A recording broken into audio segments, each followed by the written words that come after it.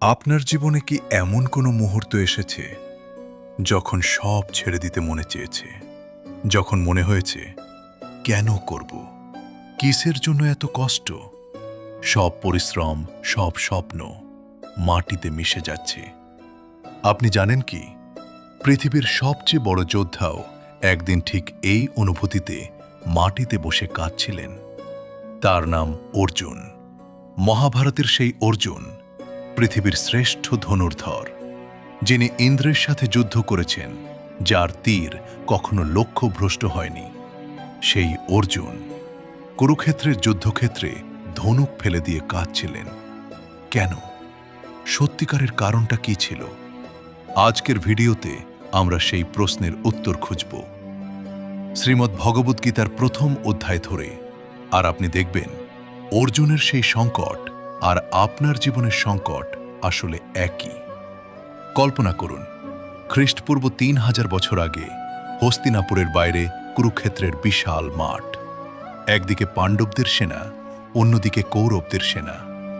দুপাশে লক্ষ লক্ষ সৈন্য, রথের গর্জন, ঘোড়ার রেশাধ্বনি, শঙ্খের শব্দ আকাশ কাঁপিয়ে দিচ্ছে। মাঝখানে দাঁড়িয়ে আছেন অর্জুন, তার সাদা ঘোড়ার রথে, সারথি স্বয়ং ভগবান শ্রীকৃষ্ণ। অর্জুন বললেন, হে কৃষ্ণ, দুই সেনার মাঝখানে আমার রথ নিয়ে চলো। আমি দেখতে চাই কাদের সাথে যুদ্ধ করতে হবে। কৃষ্ণ রথ নিয়ে এগিয়ে গেলেন এবং তখনই অর্জুন থমকে গেলেন। দৃষ্টিমং স্বজনং কৃষ্ণ যুজুৎসুং সমুপস্থিতম সিদন্তি মম গাত্রাণি মুখং চ পরিশুষ্যতি। গীতা ১.২৮। হে কৃষ্ণ, এই সকল স্বজনকে যুদ্ধের জন্য সামনে দেখে আমার অঙ্গ প্রত্যঙ্গ শিথিল হয়ে যাচ্ছে, মুখ শুকিয়ে যাচ্ছে। তিনি দেখলেন শত্রুপক্ষে তার নিজের মানুষ, পিতামহ ভীষ্ম, গুরু দ্রোণাচার্য, চাচা কৃপাচার্য, ভাই কর্ণ, বন্ধু, আত্মীয়, প্রিয়জন। একটি প্রশ্ন তার মনে জ্বলে উঠল, এই মানুষগুলোকে মেরে রাজ্য পাওয়ার কি মানে? সেই মুহূর্তে পৃথিবীর সবচেয়ে বড় যোদ্ধার হাত থেকে গণ্ডীব ধনুক খসে পড়ল। তিনি রথের আসনে বসে পড়লেন, চোখ দিয়ে জল গড়াচ্ছে। এখন বেশিরভাগ মানুষ বলবেন, অর্জুন ভেঙে পড়েছিলেন কারণ তিনি আপনজনকে মারতে চাননি, মনে মায়া এসে গিয়েছিল। এটা ঠিক আছে, কিন্তু এটাই কি পুরো সত্য? আপনি কি ভেবে দেখেছেন, অর্জুন তো আগেও যুদ্ধ করেছেন, ইন্দ্রের সাথে যুদ্ধ করেছেন, সেই যুদ্ধেও কি মানুষ মরেনি? তাহলে কুরুক্ষেত্রে এমন কি ঘটল যা আগে কখনো ঘটেনি? গীতার পণ্ডিতরা ৩টি সাধারণ কারণ দেন। প্রথম, আপনজন দেখে আবেগ এসে গেল। দ্বিতীয়, যুদ্ধের পরিণতি নিয়ে ভয় হল। তৃতীয়, ধর্ম অধর্মের দ্বন্দ্বে পড়লেন। এগুলো সব সত্যি, কিন্তু আজ আমি আপনাকে এর গভীরে নিয়ে যাব, কারণ আসল কারণটা এত সহজ নয়। গভীর বিশ্লেষণ। আসল কারণ। মনস্তাত্ত্বিক ও দার্শনিক দৃষ্টিতে শ্রীকৃষ্ণ গীতায় অর্জুনের সংকটকে একটি বিশেষ নামে ডেকেছেন। তিনি বলেছেন, অনার্য জুষ্টম, অর্থাৎ এটি কাপুরুষতা নয়, এটি মোহ। কুতস্তা কশ্মলমিদং বিষমে সমুপস্থিতম অনার্য জুষ্টম স্বর্গম কীর্তিকরম অর্জুন। গীতা ২.২। এই বিষম সংকটে তোমার মনে এই মোহ কোথা থেকে এলো?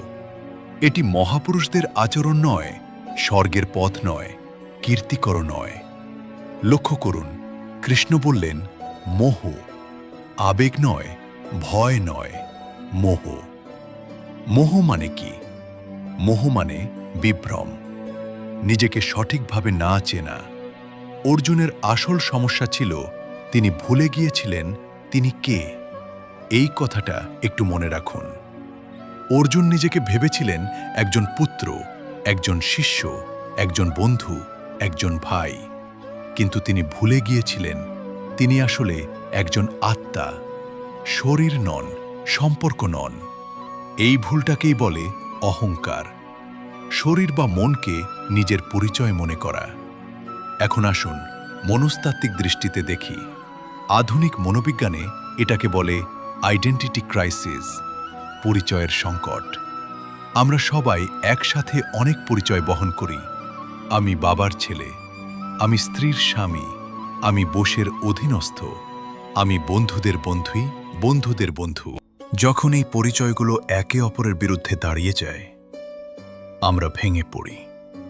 ঠিক এটাই হয়েছিল অর্জুনের সাথে। একদিকে তিনি একজন ক্ষত্রিয়, যার ধর্ম যুদ্ধ করা, ন্যায়ের জন্য অস্ত্র ধরা। অন্যদিকে তিনি একজন পুত্র ও শিষ্য, যে বড়দের সম্মান করে, তাদের আঘাত করতে পারে না। এই দুই পরিচয় একসাথে সত্যি হতে পারছিল না, তাই তিনি ভেঙে পড়লেন। কিন্তু আরেকটি কারণ আছে, যেটা সবচেয়ে গভীর। অর্জুন ফলের আশায় কর্ম করতেন, যুদ্ধ জিতলে রাজ্য পাবেন এই আশায়। কিন্তু সেদিন তিনি দেখলেন এই রাজ্যের জন্য যা মূল্য দিতে হবে তা অসহ্য। কারণ তিনি শিখেছিলেন ফলের জন্য কর্ম করো, শিখেননি ফলের আশা ছাড়া কর্ম করো। এই শিক্ষাটাই দেওয়ার জন্য কৃষ্ণ অপেক্ষা করছিলেন। কৃষ্ণের কৌশল। কৃষ্ণ কেন অপেক্ষা করলেন? অসাধারণ একটি সত্য, এখানে একটি অসাধারণ প্রশ্ন। কৃষ্ণ তো ঈশ্বর, তিনি তো জানতেন অর্জুন ভেঙে পড়বেন।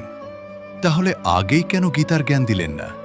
কেন অর্জুনকে যুদ্ধক্ষেত্রে এনে সব শত্রু দেখিয়ে সম্পূর্ণ ভেঙে পড়তে দিলেন, তারপর জ্ঞান দিলেন?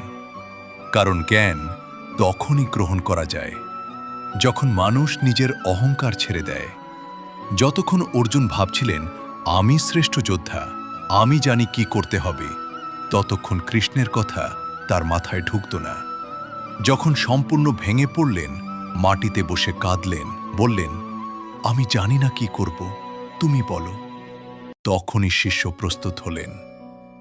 শিষ্যস্তেহং সাধিমাং তাং প্রপন্নম। গীতা 2.7। আমি তোমার শিষ্য, আমি তোমার শরণ নিলাম, তুমি আমাকে শেখাও। এই কথাটি গীতার আসল শুরু। চিন্তা করুন, গীতার 700টি শ্লোক আছে, 18টি অধ্যায়, কিন্তু এই একটি শ্লোক, আমি জানি না, তুমি শেখাও, এটাই ছিল দরজা। এই একটি বাক্য বলার জন্যই অর্জুনকে সম্পূর্ণ ভাঙতে হয়েছিল। এটাকে বলে শরণাগতি, সমর্পণ, সারেন্ডার। এবং এটাই গীতার প্রথম ও সবচেয়ে গুরুত্বপূর্ণ শিক্ষা। আধুনিক প্রয়োগ আপনার জীবনে অর্জুনের সংকট মিলিয়ে দেখুন। এখন আসুন আপনার জীবনে আসি। আপনি কি কখনো ক্যারিয়ারের চাপ আর পরিবারের দায়িত্বের মধ্যে ছেঁড়া অনুভব করেছেন? আমার সফলতার জন্য আমাকে বাবা মার কথা মানতে পারবো না, এই টানাপোড়েন? অথবা বন্ধুত্ব রাখবো নাকি নিজের মূল্যবোধ রাখবো, এই দ্বন্দ্ব? এগুলো সবই অর্জুনের সংকট। এবং বেশিরভাগ মানুষ এই সংকটে দুটি ভুল করেন। ভুল 1, এড়িয়ে যান। সিদ্ধান্ত না নিয়ে দিন পার করেন। মনে করেন এমনিতে ঠিক হয়ে যাবে, কিন্তু ঠিক হয় না, সমস্যা বড় হয়। ভুল 2, আবেগের বশে সিদ্ধান্ত নেন। যা মনে হয় তাই করেন, পরে অনুতাপ হয়। অর্জুনও এই দুটির মধ্যে আটকে ছিলেন। তারপর তিনি তৃতীয় পথ বেছে নিলেন, কৃষ্ণের কাছে সমর্পণ করলেন, বললেন আমি জানি না। এটাই সবচেয়ে সাহসী কাজ ছিল। আমি জানি না বলা দুর্বলতা নয়, আমি জানি না এবং আমি শিখতে চাই, এটাই সত্যিকারের শক্তি। যে মানুষ মনে করে সে সব জানে, সে আর শেখে না। যে বলে আমি জানি না, তার সামনে পুরো জ্ঞানের দরজা খুলে যায়। এটাই অর্জুন আমাদের শিখিয়ে দিলেন। আজ আমরা গীতার প্রথম অধ্যায় থেকে 3টি অসাধারণ শিক্ষা পেলাম। শিক্ষা 1, মোহই সব দুঃখের মূল। আমরা যখন নিজেকে ভুলভাবে চিনি, শরীর বা সম্পর্ককে নিজের পরিচয় মনে করি, তখনই সংকট আসে। শিক্ষা 2, ভাঙাটা জরুরি। কখনো কখনো সম্পূর্ণ ভেঙে পড়াটাই নতুন শুরুর প্রস্তুতি। অর্জুনকে ভাঙতে হয়েছিল গীতা পেতে।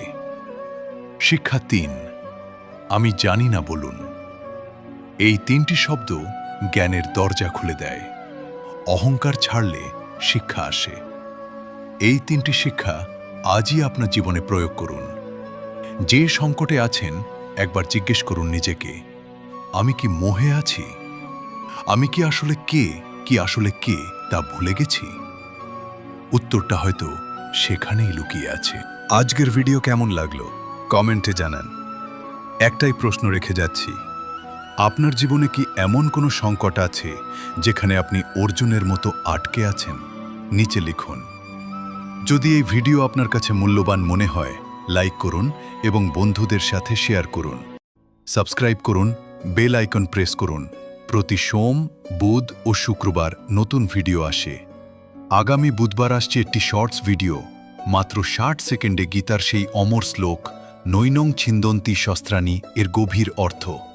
আর আগামী শুক্রবার কর্মযোগ, ফলের আশা না করে কাজ করার বিজ্ঞান। এই পর্যন্ত জয় সনাতন, হর হর মহাদেব, জয় শ্রীকৃষ্ণ।